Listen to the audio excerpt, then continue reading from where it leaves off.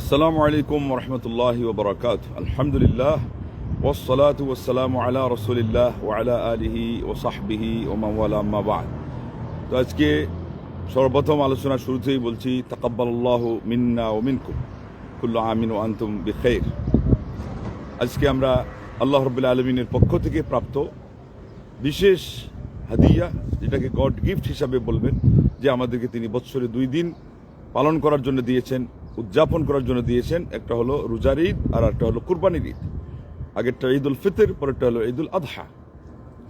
এটা মদিনাতে এসে তারা নবী সাল্লাল্লাহু আলাইহি ওয়াসাল্লাম যখন দেখলেন 2টা দিন তারা পালন করছে, একটা হলো নববর্ষ নাইরুজ তারা বলতো, আর একটা হলো মেহেরজান, নাতিশীতোষ্ণ আবহাওয়াকে সামনে রেখে আমাদের যুগে এখন যেমন মেলা হচ্ছে, এইভাবে সেটা তারা পালন করত। আল্লাহ নবী সাল্লাল্লাহু আলাইহি ওয়াসাল্লাম বললেন যে না, কাদ আবদালাকুমুল্লাহু বিহিমা খায়রাম মিনহুমা, তোমাদেরকে আল্লাহ রাব্বুল আলামিন এই 2-এর পরিবর্তে আরও 2টা দিন দিয়ে দিলেন। এই 2টা ঈদ হলো ওই 2 অপেক্ষা আরও উত্তম, কারণ ওইটার সাথে ইসলামের কোনো ব্যাকগ্রাউন্ড সম্পর্ক নেই, আল্লাহর সন্তুষ্টির কোনো প্রসঙ্গ নেই। এখন যেমন অনেক মেলা, অনেক কিছু আপনারা দেখেন 12 মাসের 13 পর্ব, এই সবগুলোর সাথে ইসলামের কোনো সম্পর্ক নেই, বরং কোনোটা বেদাত, কোনোটা কুসংস্কারে পরিণত হয়েছে। আর আমাদের এই যে ইসলাম নবী সাল্লাল্লাহু আলাইহি ওয়াসাল্লামের রেখে যাওয়া, এটা অবিকল। এইভাবে যখন আপনি পালন করবেন, এই ইসলামে আমাদেরকে যেই ঈদ রাখা হয়েছে, এটা হলো আমাদের আল্লাহর সন্তুষ্টির জন্য মহান রব্বুল আলামিন কবুল করেছেন, উদযাপনও হচ্ছে, আবার ইবাদতও হচ্ছে। এই জন্য প্রত্যেকটার সাথে তার আগে পরে ইবাদত জড়িত আছে। এখানে পুরো 1 মাস সিয়াম সাধনার পর আল্লাহ পাক আমাদেরকে এই ঈদ উপহার দিলেন। ওখানে আবার জিলহজ্জের প্রথম 10 দিনের কত ফজিলত, সেখানে জিকির আছে, আল্লাহু আকবার। এবং এই 10 দিনের আল্লাহ পাক শপথ করেছেন, সেখানে ওয়াল ফজরি ওয়া লায়ালিন আশর বলে সূরা ফজরের 2 নম্বর আয়াতে যেটা আছে না, এটা হলো ইবনে আব্বাস রাদিয়াল্লাহু আনহুর কথা অনুযায়ী এটাকে আল্লাহ পাক জিলহজ্জের 10 দিনকে তিনি সামনে রেখেই শপথ করেছেন। তো সেখানে হজ আছে, ওমরা সহ আরও কত কাজ সেখানে আছে। তারপরে এই 9 তারিখে আরাফার রোজা আছে। নফল রোজার মধ্যে এরকম এত ফজিলত আর কোনো জায়গাতে নাই, আল্লাহু আকবার, যে সেটাতে আপনার এই আল্লাহ নবী সাল্লাল্লাহু আলাইহি ওয়াসাল্লাম বলেছেন যে তুকাফিরুস সানাহ আল্লাতী ক্বাবলাহ ওয়াল্লাতী বা'দাহ, ইউকাফিরুস সানাত আল্লাতী ক্বাবলাহ ওয়াল্লাতী বা'দাহ। আল্লাহু আকবার। একদিনের রোজা বিগত 1 বছর এবং আগত আর 1 বছর আপনার গুনার কাফফারা হয়ে যায়, আলহামদুলিল্লাহ। তো এটা আছে। এরপরে পুরা 9 দিন এক নাগাড়ে হলো রোজা রাখার সেখানে বিধান আছে। এই সমস্ত জিনিসের এখানে পর্ব আছে, কুরবানি আছে। এই সব মিলে ওদিকে হাজিদের হজ, এটার সাথে সম্পৃক্ত করে আমাদেরকে ওখানে কুরবানি দেওয়া আছে, নফল রোজার ব্যবস্থা দেওয়া আছে। এর কারণে এর ফজিলত ও মাহাত্ম্য বেড়ে গেছে। তো এই 2 দিন হলো ঈদের দিন। এছাড়া আমাদের কোনো তৃতীয় ঈদ নেই, এটা ভালো করে সবাই মনে রাখবেন। তো এবার আসেন, এই ঈদ আমরা পালন করবো আলহামদুলিল্লাহ। এই দিনে কিন্তু রোজা রাখা হবে না, কারণ ঈদ মানেই হলো যেখানে খাবার হবে। হাদিসে আসছে এটা হলো আইয়ামু আকলিন ও শুরবিন ও যিকরিল্লাহ, খাদ্য পানীয় গ্রহণ করা আর আল্লাহর জিকির। আল্লাহু আকবার। আল্লাহর জিকির সাথে কেন? আল্লাহর জিকির তো মুমিন হিসাবে সবসময় করবে। উদ্দেশ্য হলো বড় বড় প্রসঙ্গে কোরআন এবং সুন্নায় প্রায় সময় এটা বলা হয়। যুদ্ধের ময়দানে বলা হয়েছে ওয়াজকুরুল্লাহ কাসিরান লাআল্লাকুম তুফলিহুন। ঠিক তদ্রূপ আপনাকে জুমার দিনে যে আসতে বলা হয়েছে, তারপরে ওখানেও শেষে ওয়াজকুরুল্লাহ কাসিরান লাআল্লাকুম তুফলিহুন না আসতে বলা, জিকিরের নাম দিয়ে বলে খুতবাকে জিকির আখ্যায়িত করে আবার যাওয়ার কথা বলছেন যে ফান্তাশিরু ফিল আরদি ওয়াবতাগু মিন ফদলিল্লাহ। এরপরে ওয়াজকুরুল্লাহ কাসীরান লাআল্লাকুম তুফলিহুন। আল্লাহু আকবার। জমিনে ছড়িয়ে পড়েছেন, সালাত শেষ হয়ে গেছে জিকিরের অন্বেষায়, কিন্তু ওখানে আল্লাহ পাক বলছেন যে আল্লাহকে বেশি বেশি করে স্মরণ করো। আল্লাহর স্মরণ তাইলে আমাদের জীবনের সবচেয়ে বড় পুঁজি, আমাদের জীবনের সঙ্গী সব সময়ের জন্য। আল্লাহু আকবার। এটা আল্লাহর নিয়ামত।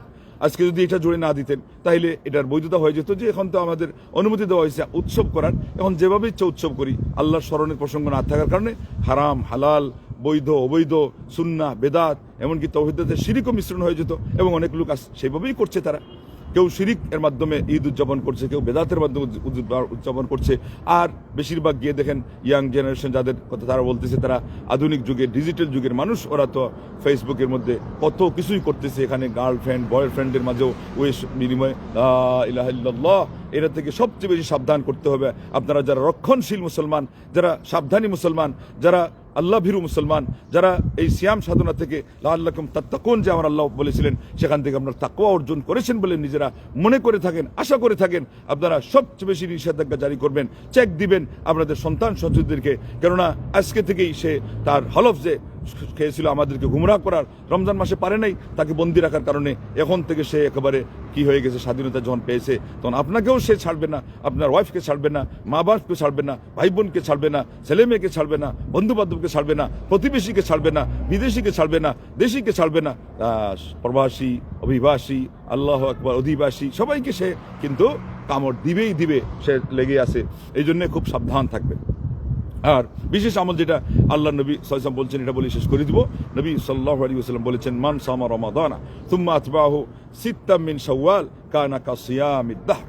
যে ব্যক্তি রমজানের সিয়াম পালন করলো, এরপরে শাওয়ালের 6টা রোজা রাখলো, সেই জন্য পুরা জীবন ভর রোজা রাখলো। এবং এখানে মূল উদ্দেশ্য হলো জীবনটা পুরা হবে এইভাবে যে প্রত্যেক বছরেই যদি আপনি রাখেন, তাহলে ওইদিকে আপনার সিয়ামের যেই 30টা আছে, এটার সাথে 6টা যুক্ত হয়ে গেল, 30 দশে 300 আর 6 দশে 60 হয়ে পুরা বছরের এক এক দিনের মাথায় একটা করে আল্লাহু আকবার দিন প্রতি সিয়ামের সওয়াব আপনি পেয়ে গেলেন।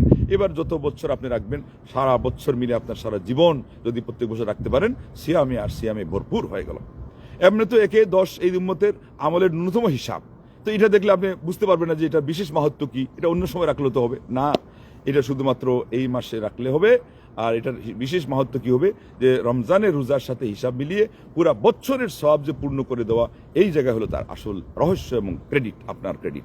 তো এই জন্যে এটা অবহেলার মাধ্যমে কেউ নেবেন না, তবে নিয়ম ফলো করবেন। আগে রমজানের কাজা থাকলে এটা পুরা করবেন, এরপর এটা রাখবেন, এবং এটা এই মাসের ভিতরে রাখলেই হবে। কালকে থেকে মানে যেখানে ঈদ হয়ে গেছে, পরের দিন থেকে রাখা শুরু করে ভালো, একটা ধারাবাহিকতা আছে। আর কেউ যদি পরেও রাখি কোনো সমস্যা নাই, একটু মেহমানদারি আছে যদি এরকম মনে করেন, তাইলে মেহমানরা আসছে, আপনিও যাচ্ছেন, 2-3 দিন 4 দিন 1 সপ্তাহ পরে রাখলে কোনো সমস্যা নেই। শেষ সপ্তাহ যদি আপনার সমস্যা নেই, কিন্তু ওখানে বাই চান্স সময় কমাই দিলে এরপরে যদি কোনো সমস্যা দেখা দেয়, আর তো সুযোগ পাবেন না। এই জন্য আমরা বলি যে আগে চেষ্টা করুন। এর অর্থ এই না যে ঈদের দিন রাখা শুরু করে দিবেন, এমন ঘটনা শোনা গেছে ঈদের দিন রাখছে, অথচ বছরে 5 দিন একেবারে ক্লিন, কোনোভাবেই এখানে কি নাই, রোজার কোনো ভাবেই রোজা রাখার অবকাশ নাই। রোজার ঈদ, কুরবানির ঈদ, আর কুরবানির ঈদের আরো 3 দিন। কুরবানির ঈদ হয় কত, যুলহজ্জের 10 তারিখ, 11, 12, 13, এটাকে আইয়ামে তাশরিক বলা হয়।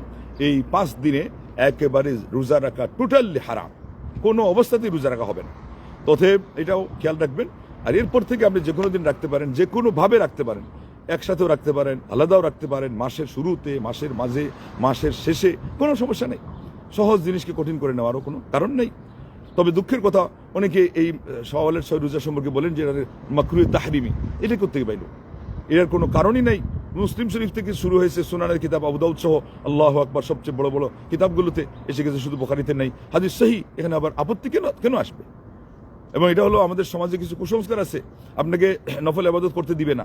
বলছে চাশতের সালাত যদি আপনি 2 রাকাত একবার পড়েন, তাহলে আপনাকে সারা জীবন পড়ার মতো করে ব্যবস্থা নিয়ে তারপরে শুরু করবেন, আর না হলে আপনার চাশতের 2 রাকাত সালাত পড়া মাকরু।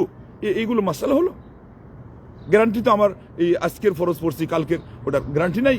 কত মানুষ দুনিয়া থেকে বিদায় নিয়ে চলে গেছে, কত মানুষ কোনো পাপের কারণে আল্লাহ পাক তাকে গুমরাহ করে দিয়েছেন, সে এখন কিবলাই চিনে না, তাহাজ্জুদ ছাড়তো না, এখন কিবলাই চিনে না। তো আপনাকে এই গ্যারান্টির কথা কে বললো এই সমস্ত?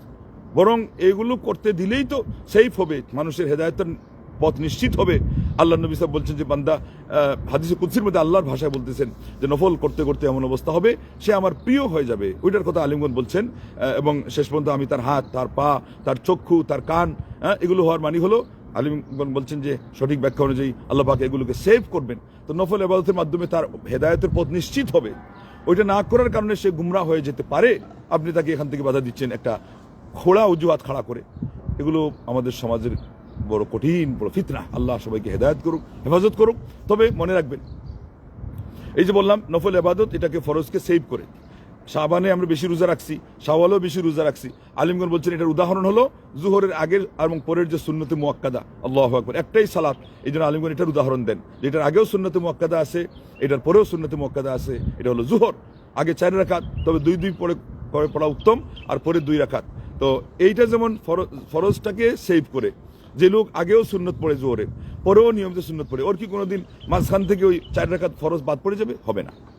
ঠিক তদ্রূপ শাওয়ালেও যিনি রোজা রাখবেন, ওদিকে শাবানেও রাখছেন, ইনার আলহামদুলিল্লাহ স্বাভাবিক নিয়মিত রমজান মাসহারে বাদ পড়বে না, কিন্তু আমরা যেটা আধ্যাত্মিকতার মাপে বলবো যে আল্লাহ পাক এই বান্দাকে মাহরুম করবেন না। তাইলে নেক আমল, ভালো আমলকে, আরো অন্যান্য ভালো আমলকে ধরে রাখার উপায় হয়, মাধ্যম হয়। আরেক হাদিসে বলা আছে যে, মানে প্রবাদে আছে, আল হাসানাতু তাজনি উখতাহা, পুণ্যকে টানে, এমনিভাবে পাপকেও টানে, ও সাইয়্যাতু কাযালিক, পাপকে টানে। তাহলে পুণ্যের কাজ করতে দেন মানুষকে, সুন্নাহ অনুযায়ী আমল করতে দেন, এটা তার ফরজকে নিশ্চিত করবে, ফরজকে তার জন্য আল্লাহ রাব্বুল আলামিনের কাছ থেকে আদায় করিয়ে নিবে, যে আল্লাহ তাকে কোনোদিন সেখান থেকে মাহরুম করবেন না। তাইলে পুণ্য মানুষকে হিদায়াতের পথে রাখার জন্য একটা উপায়, একটা মাধ্যম, ঠিক পাপ মানুষকে গুমরাহ করার একটা মাধ্যম। আমি এটা বলে শেষ করে দিব যে শেখ আব্দুল আজিজ বিন বাজ রাহিমাহুল্লাহকে একজন এসে একজন মানুষ আমাকে জিজ্ঞাসা করলো, এই মানুষ অনেক বড় আমলদার ছিল, ফরেজগার ছিল, হঠাৎ করে একেবারে পুরা বেদিন হয়ে গেছে, নামাজি নাই, রোজা নাই, কিচ্ছু নেই। উনি বলেন যে এই বান্দা দুইটার একটা পাপ হয়তো করছে। তাহলে কি? একটা হলো আল্লাহর নিয়ামতের শুকরিয়া আদায় করে নাই, আল্লাহ তাকে তৌফিক দিয়েছেন। আরো কত মানুষ তার চোখের সামনে নামাজ ইবাদত বন্দি করতে পারতেছিল না, তৌফিক না পাওয়ার কারণে। সে কেন এটা শুকরিয়া আদায় করলো না? হতে পারে আল্লাহ এই কারণে তাকে মাহরুম করে দিয়েছে। আর দ্বিতীয় আরেকটা হলো যে সে কোনো মানুষের দোষ দেখে নিজে খুশি ভাব প্রকাশ করেছিল, হ্যাঁ এই মানুষটা গুমরাহ হয়েছে, তা আমি খুব খুশি। এটা হলো একটা যেমন কর্ম তেমন ফলের শাস্তি ইসলামে রয়েছে।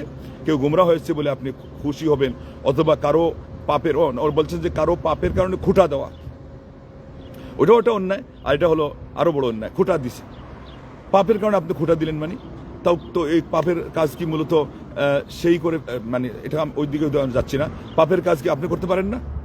আল্লাহ পাক তাকে ওই শয়তানের খপ্পরে পড়তে দিয়েছেন বা তাকে সেভ করেন নাই, আপনাকে যদি আল্লাহ বিশেষ সাহায্য না করতেন আপনি সেই পাপ করতে পারতেন। এই জন্যে একটা হলো যে কেউ বিচার নিয়ে আসছে, আপনি বিচার করলেন, আপনি জাস্টিস অথবা ফতোয়া নিয়ে আসছে, আপনি ফতোয়া দিলেন, এটা আলাদা।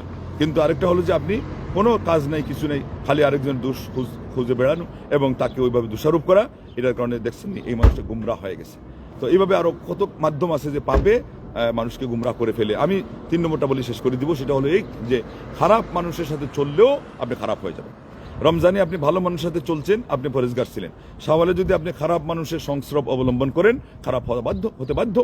সালফে সালিহিন বলছে খালি এমন চলা না, বলছে কত লোক আমরা পেয়েছি যারা বেদাতের প্রতিবাদ করতো, বেদাতীদের নিন্দা করতো, বেদাতীদের সম্পর্কে মানুষকে সাবধান করতো যে খবরদার এই মানুষটা, এর আকীদা ভালো না, এর আমল ভালো না, এর সাথে তোমরা উঠা বসা করো না, তোমাদের আমল নষ্ট হয়ে যাবে। এরপরে কিছু অলসতা আসলো, শিথিলতা আসলো, যে এই লোকগুলো বেদাতি মানুষের সাথে, গুমরা মানুষের সাথে উঠা বসা শুরু করলো, তাদের সংস্রব গ্রহণ করে বসা শুরু করলো, এরপরে তারাও গুমরা হয়ে গেল। তাইলে সৎসঙ্গে স্বর্গবাস, অসৎসঙ্গে সর্বনাশ। সিয়াম সাধনার মাস শেষ হচ্ছে, আপনি শুধু ওই সিয়াম পালন করেই শেষ করবেন না, বরং রমজানের যে ভালো ভালো জিনিসগুলোর সঙ্গ আপনার গ্রহণ করেছিলাম, কোরআন তিলাওয়াত সহ তারাবির সালাত পড়ছিলেন, এখন তো তাহাজ্জুদ আছে, পুণ্যের কাজ যত বেশি পারছেন করছেন, হাদিয়া গিভ এন্ড টেক করছেন, আপনার রক্তের সম্পর্কীয় বোনরা আছে, ফুফুরা আছে, চাচারা আছে, মামার ফ্যামিলি আছে, আরও আত্মীয়স্বজন আছে, বাবার সম্পর্কীয় কিছু রক্তের মানুষ আছে, এদের সম্পর্কে তাদের সাথে বজায় রাখছিলেন। এখন আপনি পারতপক্ষে ওইটা পুরা না পড়লেও কিছুটা বজায় রাখেন। কোরআন তিলাওয়াত আগে কয়েক পারা করছেন, এখন 1 পারা করেন, কয়েকটা আয়াত পড়েন, হাফ পাড়া থেকে নিয়ে আরো যদি কম রাখতে হয়, ধারাবাহিকতা বজায় রাখতে হবে। হাদিসে আসছে ইন্না হাব্বাল আমাল ইলাল্লাহ আদওয়ামুহা অথবা মা দুইমা আলাইহি ওয়া ইন কাল, আল্লাহর কাছে সবচেয়ে প্রিয় আমল হলো যেটা স্থায়ী থাকে, এটা যদি পরিমাণে কম হয়, পরিমাণে কম হলে ধরে রাখেন। আপনি রমজানে 11 রাকাত পড়ছেন, কেউ খুঁজতেছেন আরো বেশি তাহাজ্জুদ সহ কিয়ামুল লাইল পড়া যায় কিনা, পড়ছেন, রমজান শেষ, আজকে আপনার 2 রাকাতই নফল নেই, তাহলে কেমন হলো? সঙ্গতি থাকলো না। এই জন্য কমপক্ষে 2-4 যা পারেন এটা ধরে রাখেন। তাহাজ্জুদের 4 সালাত কন্টিনিউ করেন, 2 রাকাত। এই যেগুলো কুসংস্কারীগুলো কান দিয়েন না, বলে আপনি সারা জীবন পড়ার গ্যারান্টি না দিতে পারলে আপনি পড়তেই পারবেন না একবারও, এটা সম্পূর্ণ বিভ্রান্তি, মানুষকে মাহরুম করা। আল্লাহু আকবার। আবার আরেক দলের দিকে দেখেন বিপরীতে শাওয়ালের রোজাকে সাক্ষী রোজা নাম দিয়েছে, বলছে কি যে এইটা যদি রাখা হয় তাইলে রমজানের রোজা কবুল, তা না হলে রমজানের রোজা নাকি আসমান এবং জমিনের মাঝখানে লটকানো থাকে, কোন জায়গায় তারাই জানে, এটা নাকি ঝুলন্তই থেকে যাবে, কোন দিন আবার এটা উপরে যাবে, কোন দিন নিচে, মানে ওই 6 রোজা না রাখলে এটার অবস্থা বেহাল দশা। আল্লাহ পাক বান্দার আমল কিভাবে কবুল করবেন, এবং আমল কবুল হওয়ার শর্ত ছিল নিয়ত খাঁটি থাকা, সুন্নতি তরিকায় হওয়া। আলহামদুলিল্লাহ, তাইলে তো হয়ে গেছে। রমজানটা শেষ করতেন পরে 1 মাস সাধনা, এত লং টাইমের সাধনা কোথায় থাকে? এটার পরে এখন এটা লটকায় রেখে দিয়েছে 6টার কারণে। মানে যখন যেটা ইচ্ছা ওই পক্ষেও বলতে পারবে বানাইয়া, বিপক্ষেও বলতে পারবে বানাইয়া। আল্লাহ আমাদেরকে সবাইকে হেদায়েত দান করুন। এই জন্য সবচেয়ে গুরুত্বপূর্ণ জিনিস হলো সঠিক ইলম অর্জন করা। সঠিক ইলমের প্রতি সবসময় আগ্রহী থাকবেন, আল্লাহ কাছে জন্য কান্নাকাটি করবেন, বারবার বলবেন রব্বি জিদনি ইলমা, রব্বি জিদনি ইলমা, রব্বি জিদনি ইলমা। আর হাদিসে যেটা বলে দেওয়া সেটা যুক্ত করলে তো আরো ওয়েল এন্ড গুড, মানে নূর আলা নূর, ভালোর উপরে আর ভালো। আল্লাহুম্মা আনফা'নি বিমা আল্লামতানি ওয়া আল্লিমনি মা ইয়ানফাউনি ওয়া জিদনি ইলমা। আল্লাহ, আপনি আমাকে যা ইলম দিয়েছেন এর মাধ্যমে উপকৃত করেন, আর আরো এমন ইলম দেন যার মাধ্যমে আমি উপকৃত হই, আর আপনি আমার ইলম বাড়িয়ে দেন। আল্লাহুম্মা আমিন। আল্লাহ যেন আমাদের সবাইকে তৌফিক দান করেন। আরও যাদের ঈদ বাকি আছে তাদের ঈদকে আল্লাহ সার্থক করেন। যারা আমরা ঈদ করে ফেললাম আজকে, আমাদের ঈদটাকে আল্লাহ রাব্বুল আলামিন যেন তার সন্তুষ্টির দিনে কবুল করেন। ভুল ত্রুটি যাদের হয়ে গেছে আল্লাহ সবাইকে যেন মাফ করে দেন। যারা বিদায় নিয়ে চলে গেছেন এই দুনিয়া থেকে, আল্লাহ তাদের কবরকে জান্নাতের বাগানে পরিণত করেন। আমার বাবা ডিসেম্বরের 23 তারিখ মারা গেছেন, তার সবাই দোয়া করবেন আল্লাহ যেন তার কবরকে আলোকিত করেন এবং জান্নাতের নিয়ামত দিয়ে ভরপুর রাখেন। আর মাকে আল্লাহ নেক আমল সহ হায়াতে তৈবা দান করেন। আপনাদেরও মা বাপ যাদের আছেন, আমরা দোয়া করছি আল্লাহ তাদের হায়াতে তৈবা দেন, তাদের সেবা করে আমরা সবাই জান্নাত অর্জন করতে পারি। আর যাদেরকে আল্লাহ নিয়ে নিয়েছেন তাদেরকে আল্লাহ তার মেহমান হিসাবে রাখেন। আমরা যারা দুনিয়াতে এসে আল্লাহ আমাদেরকে ঈমান এবং ইসলামের উপর অটল রাখেন। আমিন। ওয়া আখিরু দাওয়ানা আনিল হামদুলিল্লাহি রাব্বিল আলামিন। আসসালামু আলাইকুম ওয়া রাহমাতুল্লাহি ওয়া বারাকাতুহু।